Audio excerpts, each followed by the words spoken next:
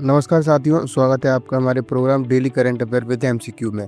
सबसे पहले देखते हैं पिछले अभ्यास प्रश्न को। पिछले अभ्यास प्रश्न में हमने आपसे पूछा था, हाल ही में मणिपुर में राष्ट्रपति शासन किस तारीख तक बढ़ाया गया है? अगस्त 2025, अक्टूबर 2025, दिसंबर 2025 या फरवरी 2026? इसका सही जवाब है फरवरी 2026। आइए देखते हैं इसके एक्सप्लेनेशन को।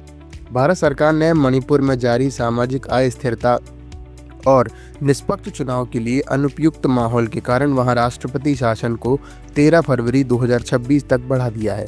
यह विस्तार भारतीय संविधान के अनुच्छेद 356 के अंतर्गत किया गया है, जो तब लागू होता है जब राज्य सरकार संवैधानिक कार्य करने में विफल हो। इस अनुच्छेद के तहत राष्ट्रपति शासन अधिकतम 3 वर्षों तक लगाया जा सकता है, लेकिन प्रत्येक 6 माह में संसद की अनुमति आवश्यक होती है।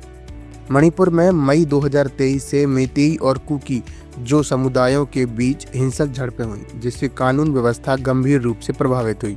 इसके बाद फरवरी 2025 में मुख्यमंत्री एम बीरेन सिंह ने इस्तीफा दे दिया और राज्यपाल अजय कुमार भल्ला ने प्रशासन की जिम्मेदारी संभाली। देखते हैं मणिपुर के बारे में कुछ तथ्य। तो राज्य का नाम मणिपुर, इसकी राजधानी इम्फाल, इसका मुख्यमंत्री पद वर्तमान में रिक्त है और इसके राज्यपाल हैं अजय कुमार भल्लामान। आइए देखते हैं अगला प्रश्न।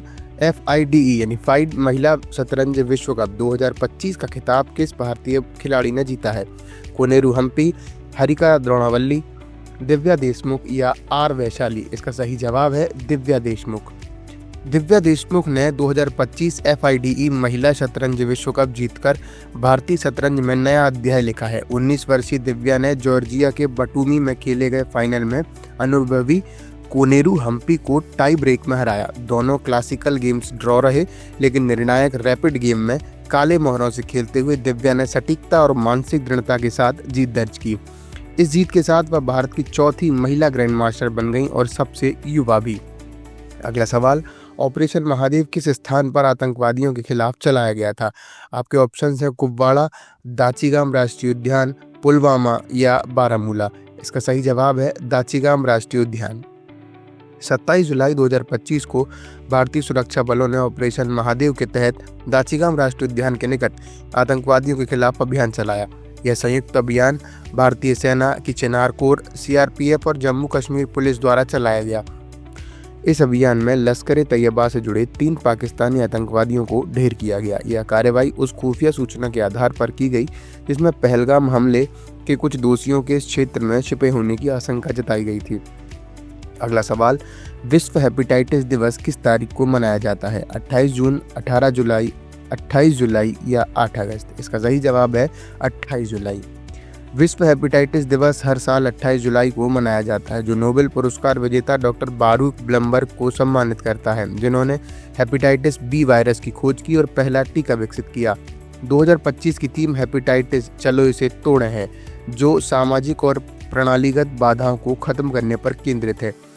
हेपेटाइटिस लीवर की एक सूजनजन्य बीमारी है जिसके 5 प्रमुख प्रकार हैं, A, B, C, D और E। WHO का लक्ष्य 2023 तक हेपेटाइटिस को एक सार्वजनिक स्वास्थ्य संकट के रूप में समाप्त करना है। अगला सवाल, टॉम लेहरर किस क्षेत्र में प्रसिद्ध थे? ऑप्शंस हैं राजनेता, विज्ञान कथा लेखक, संगीत व्यंग्यकार और गणितज्ञ और पत्रकार। इसका सही जवाब है संगीत व्यंग्यकार और गणितज्ञ। टॉम लेहरर एक प्रसिद्ध अमेरिकी संगीत व्यंग्यकार, गणितज्ञ और शिक्षक का 57 वर्ष की आयु में निधन हो गया। उनका जन्म 1928 में न्यूयॉर्क में हुआ था और उन्होंने मात्र 15 वर्ष की आयु में हार्वर्ड विश्वविद्यालय में प्रवेश लिया। वे 1950 और 60 के दशक में अपने तीखे व्यंग्यात्मक गीतों से प्रसिद्ध हुए, जिनमें समाज, राजनीतिक और सांस्कृतिक रूढ़ियों पर तीखी टिप्पणियां होती थीं। उन्होंने गणित में उच्च शिक्षा प्राप्त की और बाद में हार्वर्ड और कैलिफोर्निया विश्वविद्यालय सेंटा क्रूज में पढ़ाया। उन्होंने बच्चों के शैक्षिक television show the electric company में भी योगदान दिया। अगला सवाल, उत्पल कुमार सिंह को किस संस्था का CEO नियुक्त किया गया है? आपके ऑप्शंस हैं दूरदर्शन, लोकसभा सचिवालय, संसद टीवी या प्रेस काउंसिल ऑफ इंडिया? इसका सही जवाब है संसद टीवी। उत्पल कुमार सिंह एक पूर्व IAS अधिकारी और वर्तमान लोकसभा महासचिव को संसद टीवी के CEO का अतिरिक्त प्रभार सौंपा गया है। बिहार के मूल निवासी सिंह ने दिल्ली विश्वविद्यालय और नीदरलैंड से शिक्षा प्राप्त की और 1986 में IAS में उत्तराखंड कैडर के अंतर्गत नियुक्त हुए। 2013 की आपदा के बाद केदारनाथ पुनर्निर्माण में उनकी भूमिका को विशेष रूप से सराहा गया। वे उत्तराखंड के मुख्य सचिव रह चुके हैं और केंद्र सरकार में भी उन्होंने कृषि मंत्रालय में सेवाएं दी हैं। अगला सवाल, इग्नू की पहली महिला कुलपति कौन बनी है? Professor Anita Bhalla, professor Nandini Nair, professor Uma Kanjilal या प्रोफेसर कविता मेहता? इसका सही जवाब है प्रोफेसर उमा कांजीलाल। प्रोफेसर उमा कांजीलाल को इंदिरा गांधी राष्ट्रीय मुक्त विश्वविद्यालय यानी इग्नू की पहली महिला कुलपति नियुक्त किया गया है। पुस्तकालय एवं सूचना विज्ञान की प्रोफेसर के रूप में 2003 से कार्यरत उन्होंने स्वयं और स्वयं प्रभा जैसे डिजिटल शिक्षण कार्यक्रमों का नेतृत्व किया। प्रो वाइस चांसलर और कार्यवाहक कुलपति के रूप में उनका अनुभव उल्लेखनीय रहा है। उन्होंने फुलब्राइट फेलोशिप के अंतर्गत अमेरिका के इलिनॉइस विश्वविद्यालय से वैश्विक अनुभव भी प्राप्त किया है।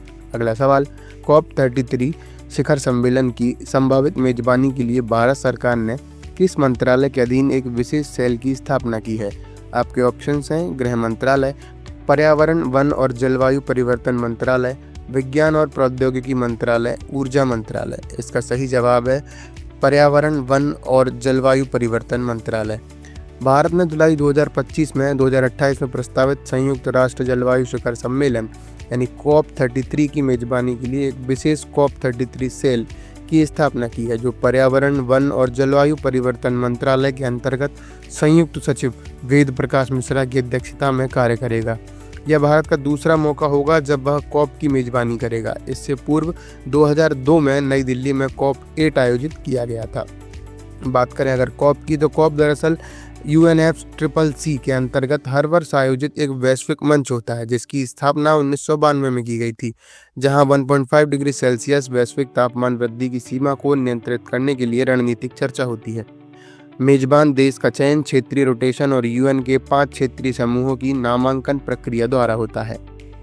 अगला सवाल, जुलाई 2025 में RBI के केंद्रीय बोर्ड में किसे निदेशक के रूप में नियुक्त किया गया? अनुज शर्मा, अनुराधा ठाकुर, M नागराजन या TV सोमनाथन? इसका सही जवाब है अनुराधा ठाकुर।